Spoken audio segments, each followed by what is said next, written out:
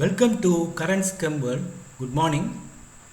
In this video, let us study flame photometry. What are the components present in flame photometer? What is the principal, instrumentation, advantages and applications in detail?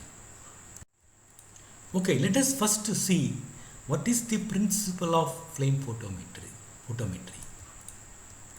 In this, the sample, analyzed sample, is aspirated into the flame. The sample is injected into the flame where it is desolvated, vaporized, atomized and excited. Okay, the atoms are excited and each excited atom emits a characteristic light of wavelength, a specific wavelength. Then the intensity of light is also measured. The intensity of the wavelength of the emitted light as well as the intensity of the emitted light is also measured. The intensity of the emitted light is directly proportional to the concentrations of the analyzed sample present in it. Okay, third, it is also known as atomic emission spectroscopy, AES. The flame photometer was invented in 1873 by three scientists, Champion, Pellet and Greiner. Okay, what are the major components in flame photometer? We'll see now. This is the outline of flame photometer. Okay, it consists of mainly nebulizer or aspirator. Okay, and we'll explain in detail one by one the next slide. And the flame source, we'll see what are the components here. Okay, flame source here. Okay, and then optical filters, monochromator, convex lens, etc. And then you have photo detector and galvanometer to read the current. Okay, recorder or readout. Okay, let us first see nebulizer or aspirator. Nebulizer is a device which converts the liquid into vapor.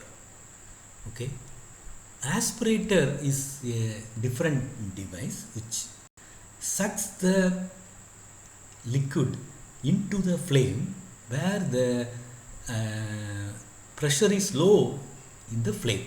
Because of low pressure in the flame, the sample is sucked into the flame. Okay, so in essence it converts the homogeneous solution of the analyte into vapor and carried to flame at a steady rate.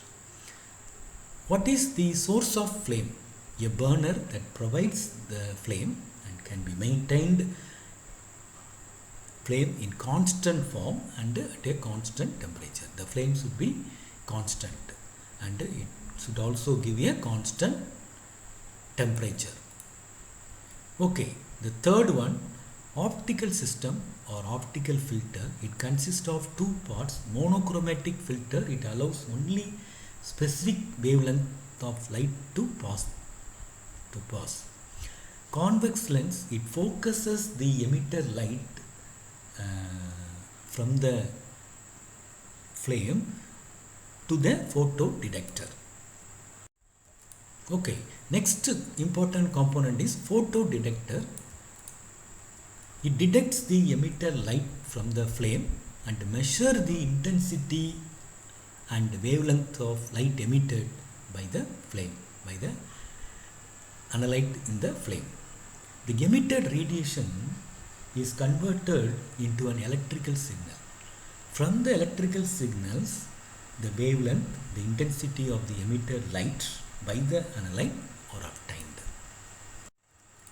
Okay, let us now see what are the various processes occur in the flame. These are the processes occurring in flame. The sodium chloride solution, the analyte sample is evaporated by using nebulizer. Okay, the vapor is then dissociated to give sodium atom in the ground state in the flame.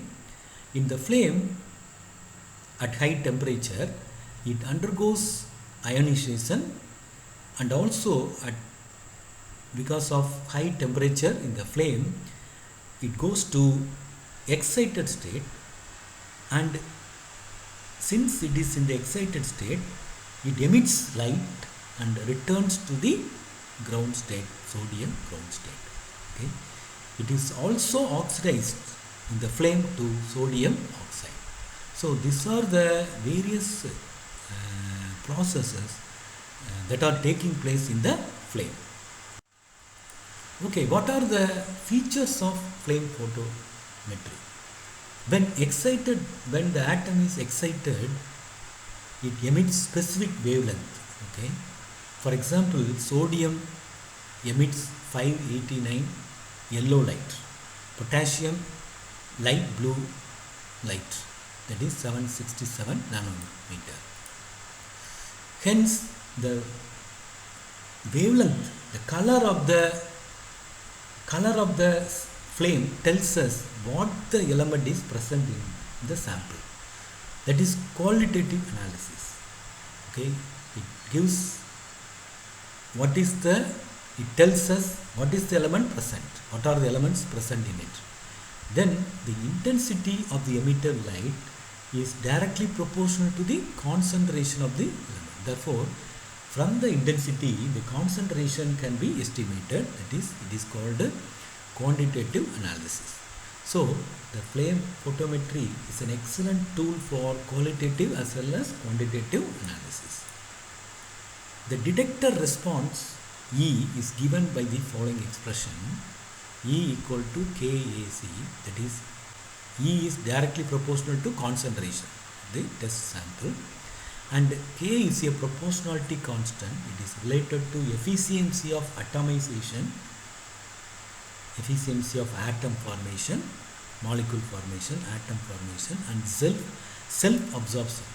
In flame, one atom emits, another atom in ground state, it absorbs the light. So, there are self-absorptions. A equal to efficiency of atomic excitation. How many atoms are excited in flame? For example, there are 100 atoms. Whether all the atoms are excited, 100% efficiency, it is no. The efficiency of flame is very less because of not very high temperature. Whereas inductively coupled plasma, electric arc methods, they produce very high temperature. So they have high efficiency of atomic excitation. They are much better efficient techniques than flame photometry. Okay, what are the advantages of flame photometry? It is very inexpensive, cost-effective technique. It is a fast, selective, sensitive method. It measures even very low concentration, that is parts per million, parts per billion range. And also, it can measure simultaneously several elements. Okay, that is one advantage. What are the applications of flame photometry? It is an excellent tool for both qualitative and quantitative analysis of samples. It is used in clinical analysis, clinical laboratories to measure sodium, potassium levels and determine lithium levels in patients who have been given it to treat depression. It is also used to determine alkaline earth metals availability in soil, which are useful for cultivation. In agriculture, the fertilizer requirement of the soil is analyzed by flame test. Okay, so if, for example, if sodium is deficient, the soil is sodium deficient, then there will be no growth of seeds. So it is used very much in agriculture for soil analysis. In clinical field also, sodium, potassium ions. For example, potassium ions are very important for our body.